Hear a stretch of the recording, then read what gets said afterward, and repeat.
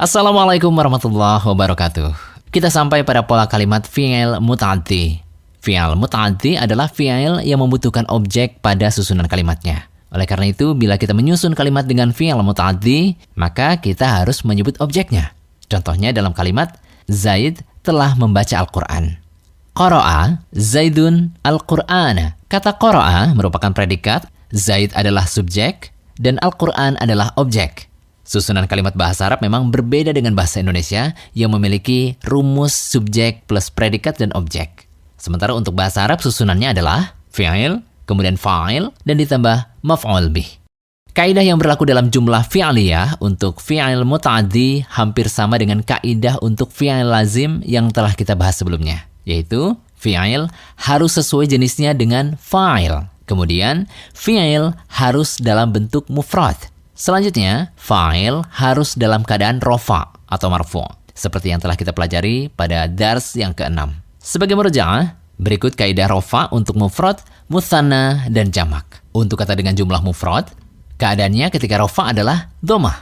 Contohnya, dhahabat talibu. Untuk kata dengan jumlah mutsanna, keadaannya ketika rofa adalah alif. Contohnya, dhahabat talibani. Untuk kata dengan jumlah jamak mudzakkar salim, keadaannya ketika rofa adalah wawu. Contohnya, dhahabat talibuna. Untuk kata dengan jumlah jamak muannas salim, keadaannya ketika rofa adalah dhammah. Contohnya, dhahabatit talibatu. Untuk kata dengan jumlah jamak taksir, keadaannya ketika rofa adalah dhammah. Contohnya, dhahabat tullabu. Untuk kata dengan jumlah isim yang 5, keadaannya ketika rofa adalah wawu. Contohnya, dhahaba abuka.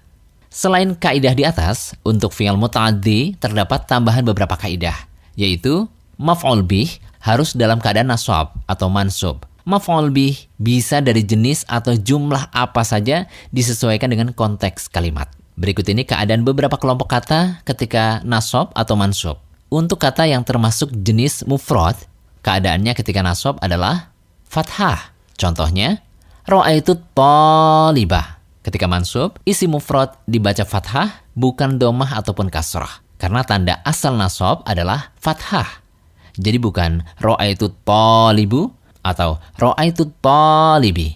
Kemudian untuk kata yang termasuk jenis mutsanna, keadaannya ketika nasab adalah ya. Contohnya, ra'aitu talibaini. Ketika mansub, mutsanna dibaca dengan ya, bukan alif.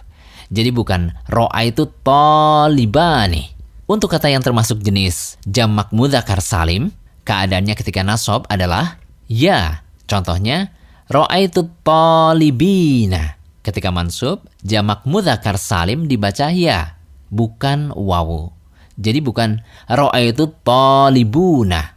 Selanjutnya untuk kata yang termasuk jenis jamak muannas salim, keadaannya ketika nasab adalah kasrah. Contohnya, ra'aitu talibati. Ini perlu menjadi catatan khusus karena di saat membahas mansub yang tanda aslinya fathah, jamak muannas salim malah berharokat kasrah ketika mansub.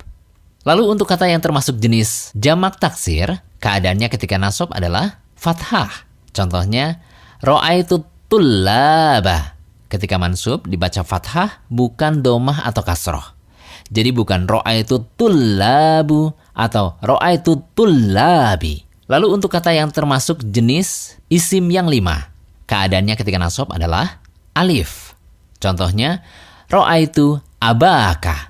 Ketika mansub, isim yang 5 dibaca alif, bukan wawu atau ya. Jadi bukan ra'aitu abuka atau ra'aitu abika. Kaidah selanjutnya yaitu maf'ul bih bisa dari jenis atau jumlah apa saja disesuaikan dengan konteks kalimat.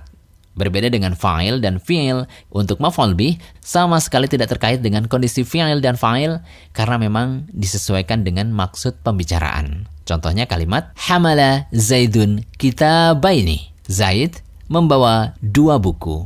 Tentu kita tidak bisa memaksa maf'ul bihnya tunggal atau mufrad. Kalau pada kenyataannya buku yang dibawa memang 2 buah. Artinya, bentuk mufrad, mutsanna atau jamak bergantung pada kebutuhan. Untuk memahami kaidah ini, mari kita latihan menerapkan kaidah tersebut dengan memperhatikan variasi kalimat. Dikarenakan kita telah membahas tuntas variasi fa'il pada pembahasan jumlah fi'liyah, fi'il lazim, maka pada contoh jumlah fi'liyah, fi'il muta'addi, yang dijadikan fokus pembahasan adalah pada maf'ul bihnya.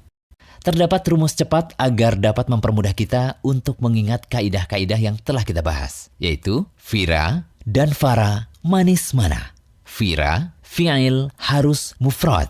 Fara, fa'il harus rofa. Manis, fi'il dan fa'il itu harus sama jenis. Mana, maf'ul bih harus nasab.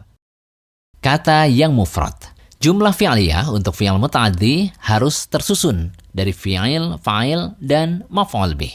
Sebagaimana disebutkan dalam kaidah bahwa fa'il harus rofa, sedangkan maf'ul bih harus nasab. Ketika rofa, isim mufrad wajib berharokat domah, dan ketika nasab, isim mufrad wajib berharokat fathah. Untuk fi'il dan fa'ilnya sendiri sudah dibahas pada pembahasan fi'il lazim, sehingga tidak perlu dijelaskan kembali di sini. Silahkan perhatikan contoh kalimat pada tabel berikut. Rakiba Zaidun as-sayyarata. Zaid telah mengendarai mobil. Rakibat Fatimatu al-hisana. Fatimah telah menaiki kuda. Yasma'u Uthmanu al-khutbata. Utsman sedang mendengar khutbah. Tasma'u Aisyatu an-nasihata. Aisyah sedang mendengar nasihat. Nadzafal abu an-nafidhata. Ayah telah membersihkan jendela. Nadzafat al-ummu al-bilata. Ibu telah mengepel lantai. Kemudian kata yang musanna, tidak ada pembahasan khusus untuk fi'il muta'addi yang maf'ul bihnya musanna. Selain bentuk yang digunakan adalah aini, bukan ani. Contohnya, ishtara Zaidun as-sayyarataini. Zaid telah membeli 2 mobil. Ishtarat Fatimatu al-hisanaini. Fatimah telah membeli 2 kuda. Kemudian sami'a Uthmanul khutbataini. Uthman telah mendengar 2 khutbah. Sami'at Aisyatun nasihataini. Aisyah telah mendengar 2 nasihat. Yunafidul abun nafidhataini. Ayah sedang membersihkan 2 jendela. Tunadziful ummul khizanataini. Ibu sedang membersihkan 2 lemari. Untuk jamak salim, fokus pembahasan pada kalimat berikut adalah pada objek atau maf'ul bih yang datang dalam bentuk jamak salim, baik jamak mudzakkar salim maupun jamak muannas salim. Ketika jamak mudzakkar salim menjadi maf'ul bih, maka bentuk yang digunakan adalah yang berakhiran ina, karena maf'ul bih harus nasab dan bentuk nasab jamak mudzakkar salim adalah ina, bukan una. Adapun jamak muannas salim memiliki kaidah yang agak menyimpang, di mana ketika nasab malah berharokat kasrah. Silakan perhatikan tabel berikut. Contoh untuk mudzakkar. Ahabba Zaidun al-muslimina. Zaid telah mencintai kaum muslimin.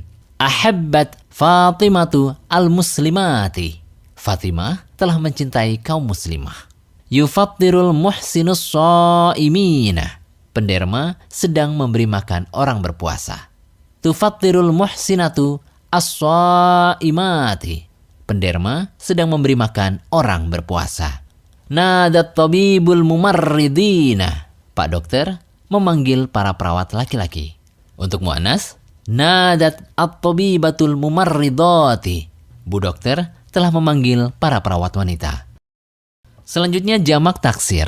Jamak taksir termasuk jenis kata yang perubahannya berdasarkan harokat. Ketika rofa diberi harokat domah dan ketika nasab diberi harokat fathah. Artinya, bila jamak taksir menjadi fa'il, maka wajib diberi harokat domah, dan bila jamak taksir menjadi maf'ul bih, maka wajib diberi harokat fathah. Ini berlaku baik untuk jamak taksir lil aqil maupun li ghairil aqil. Hanya saja ada perbedaan kaidah terkait dengan bentuk fi'il. Silakan merujuk kembali pada pembahasan jamak taksir pada pembahasan fi'il lazim. Berikut ini contoh-contoh kalimat jamak taksir ketika menjadi maf'ul bih. Jamak taksir li ghairil aqil. Nadzafat talibun nafidhata. Seorang siswa telah membersihkan jendela. Jamak taksirnya nadzafa at-talibu an-nawafidha. Ishtarat al-ummu al-libasa. Ibu telah membeli pakaian. Jamak taksirnya ishtarat al-ummul malabisa. Yaqra'u Uthmanul kitabah. Uthman telah membaca buku. Jamak taksirnya, yaqra'u Uthmanul kutuba. Kolom sebelah kiri adalah bentuk kalimat ketika mufrad, dan sebelah kanan contoh kalimat ketika berubah menjadi jamak taksir. Tidak ada perbedaan untuk harokatnya, karena sama-sama berharokat fathah ketika menjadi maf'ul bih. Jamak taksir lil aqil mudzakkar. Kami sengaja mengelompokkan kolom kiri untuk yang bentuk mufrad, sedangkan kolom kanan untuk yang bentuk maf'ul bihnya jamak taksir. Adapun fa'ilnya diubah ke bentuk jamak untuk menunjukkan bahwa ada kata yang menjadi jamak taksir dan ada juga kata yang menjadi jamak mudzakkar salim. Silahkan perhatikan kalimat berikut. Istafta al-muslimu al-alima. Orang Islam telah meminta fatwa ahli ilmu. Jamak taksir, istaftal muslimun al-ulama'a. Akramal waladul aba. Anak laki-laki telah memuliakan ayah. Jamak taksirnya, akramal auladul aba'a. Rahima syaikhus soghira. Jamak taksirnya, rahima syuyukhus sighara. Selanjutnya jamak taksir lil aqil muannas.